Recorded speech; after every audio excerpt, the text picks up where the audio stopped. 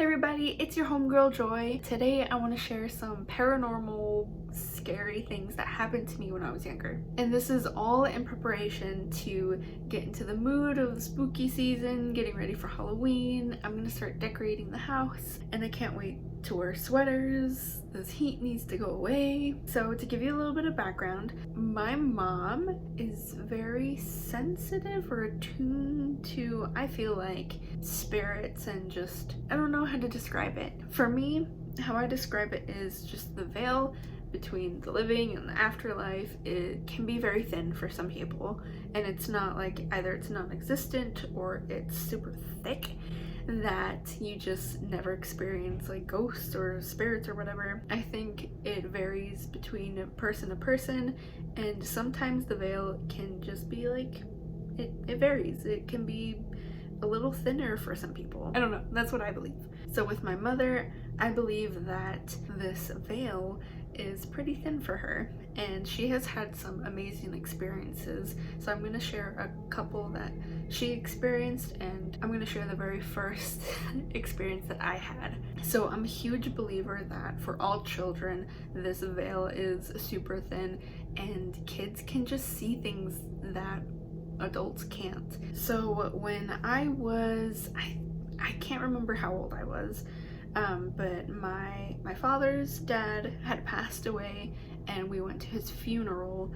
I remember specifically there being a man standing there with a mustache, and he was just watching everyone go to the casket and pay their respects and then walk away. And he was there the whole time. He didn't say anything to anyone. He didn't really react. He was just quietly watching.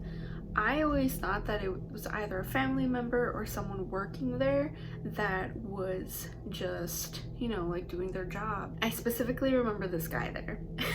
Fast forward to when I'm in high school, I'm a teenager, I'm looking through old family photos, and I saw this man. I immediately remembered the memory, the experience of being at this funeral, the first time I ever went to a funeral, and it was open casket, and this man was just standing there, and I pointed to my mom, and I was like, oh, that's the guy that was at the funeral. She was like, yeah, that was your grandfather. And I'm like, the one that we went to the funeral for? She's like, yeah, that was your grandfather. I was like, no, that was the guy that was standing next to the casket.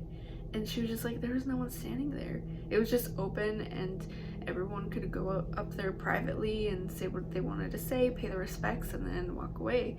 There was no one standing right next to him. And I'm like, I saw this man standing there watching everyone walk up to the casket, and he was just staring at everyone. And then she was just like, you saw your grandfather because there was no one else there. It's like, this is your grandfather. Mind you, I've never met him in person, or, well, I think I did, but I was just so young that I didn't realize that was him. That was my first experience. Now, I don't claim to be a medium or like I can see ghosts, but I've seen things. An experience that my mom had was in buying the house that they currently live in my childhood home. My mom had two properties that she was gonna look at with my father, and the realtor was gonna meet them one morning and go to these two properties. And the night before that they met the realtor, my mom had a dream that she walked into a house and it was filled with ghosts. It was filled with spirits walking everywhere. They were greeting her, and she felt a lot of comfort and realized, like, this is the house. Like, this is gonna be our home. And she told my dad, and she was like, I don't know what it's gonna be like, but when they got to the house, I think it was the first one that they saw, the first property, it's right next to a cemetery. And as they were driving up, she was like, this is it. It's right next to a cemetery. This is where all of the spirits were. This is where we're gonna live. And it's been how many years?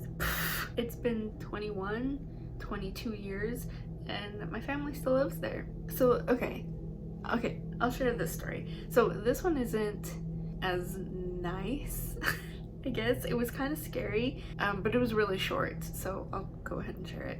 I was babysitting my niece one night while my sisters were, I think they were working on either some resume or trying to burn a disc or something. I can't remember. So I was watching my niece in the living room, and I was on the first floor on the other side of the house, and my sisters were up in the attic. It was nice. It looked like a bedroom, but our computer room was there too, and it was on the opposite side of the house. As I'm watching TV, I'm watching my niece. She's playing on the floor, and I hear a blood-curdling scream, like a woman screaming outside the window, and it sounded like it was right next to the window. I immediately go into protect my niece mode. I dove down to the ground, grabbed her, and hid behind the couch and waited for a moment to see if I could hear any movement, because I didn't know if there was someone there. After a few seconds of just complete silence, with niece in hand, I army crawled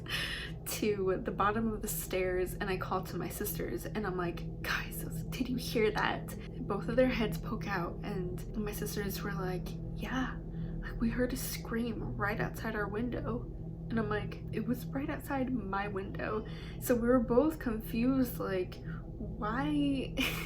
Like, how did we hear this scream so loud? First off, they're in the second floor. There's like a little rooftop below one of the windows because it covered our porch.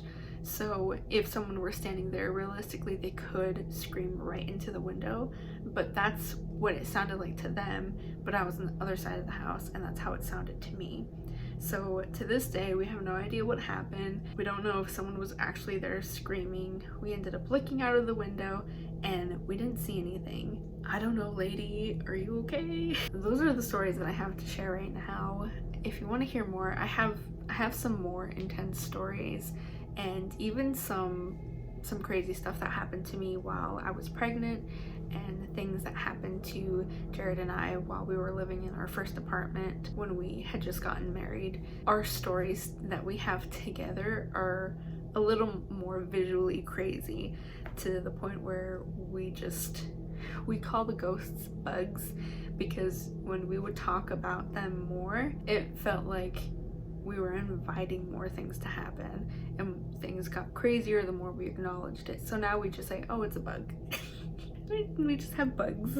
Okay, I hope you enjoyed. Remember to like, subscribe, leave a comment down below on something scary that happened to you. Do you have any paranormal experiences? Do you believe in the paranormal, or do you think just weird things happen and our minds just kind of fill in the blanks? Whatever the situation may be, if it was weird, share it. And yeah, remember to follow me on Instagram. I'll leave my Instagram thing right here, and I'll link it down below in the comments in the description. And yeah, check it out. I post updates on things that I attempt to bake or make in the kitchen, and a lot of updates on how my plants are doing relating to my previous videos. I'm so excited for October, and I'm so excited. Alright, stay joyful, everybody. Bye. Okay, quick side note. There is one recurring thing that I could potentially get footage of. They're orbs.